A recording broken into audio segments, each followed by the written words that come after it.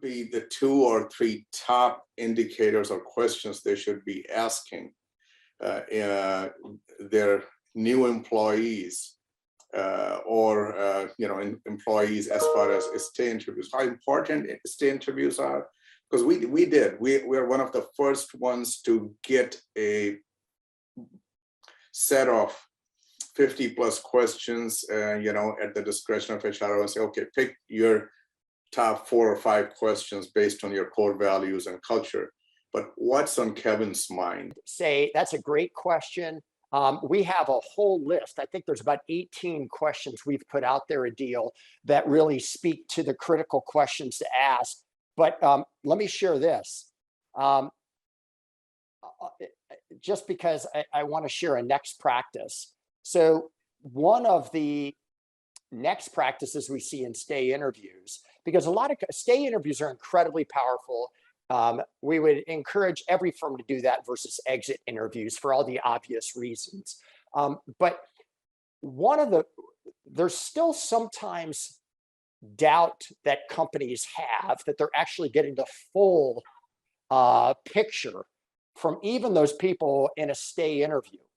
And so one of our member organizations, what they do, Adil, is they'll go out and they'll find the key talent that they have, right? So the stay interviews need to be conducted with the key talent that you've got, people in critical roles, people that are up and comers that align best with what your organization represents most, the high potentials, et cetera. And you need to ask them things like, why did you come here in the first place? Is what you're experiencing here at this firm aligned with why you came on? If another firm came to you with an offer to leave, what would make it so compelling that you would want to go? And so those are types of questions that are good ones to ask. But what this firm also does is the firm will then go, because they've done network analysis to know who really their top performers are connected to most within the organization. But then they'll also go to the people that they're connected with and just say, hey, you know what?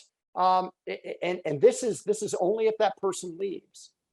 So, if they do a stay interview and one of those people then leave, within 6 months or so, because, maybe that person was poached to go somewhere, they'll go to the people in their network and they'll ask them, did you have any indicators as to what were the indicators that, did this surprise you that person left? What would have been those indicators that didn't surprise you? And the reason why they will reach out to those people in their network is because what they have found doing their own analysis is that those people probably aren't too far behind as well. And so this allows them to try to get ahead of that and include them in stay interviews. So, for what it's worth, critically important, great questions to ask, but there's a practice that you may want to employ it. What kind of setting you think these stay interviews should be held?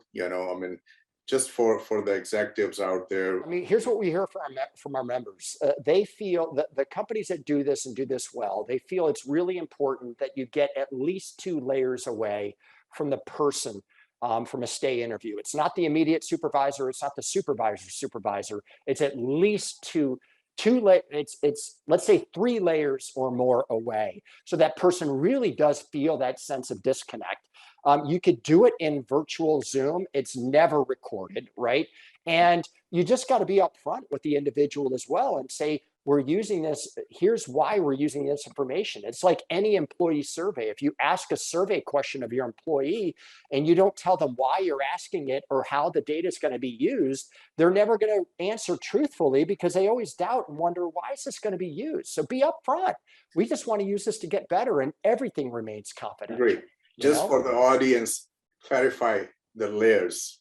When you say 2 layers away, 3 layers away, can you please clarify for them to what you meant? Yeah. So again, it's so like Adil, if you were my boss, if I reported into you, you would never be my stay interviewer. Okay. If Nina were your boss, Nina wouldn't do it because she's 2 layers away from me.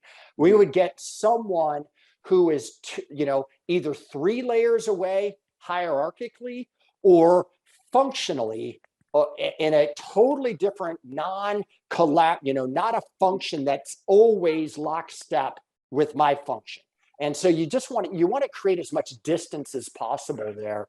So it could be a coach or a mentor or someone else conducting it. It could be, but I don't want it to be, someone who's my immediate coach, because if you are my immediate coach, again, I mean, you know me really, really well, that trust factor's there. But I mean, I would say, trust is the key. It may not be a bad idea. Why not ask the person?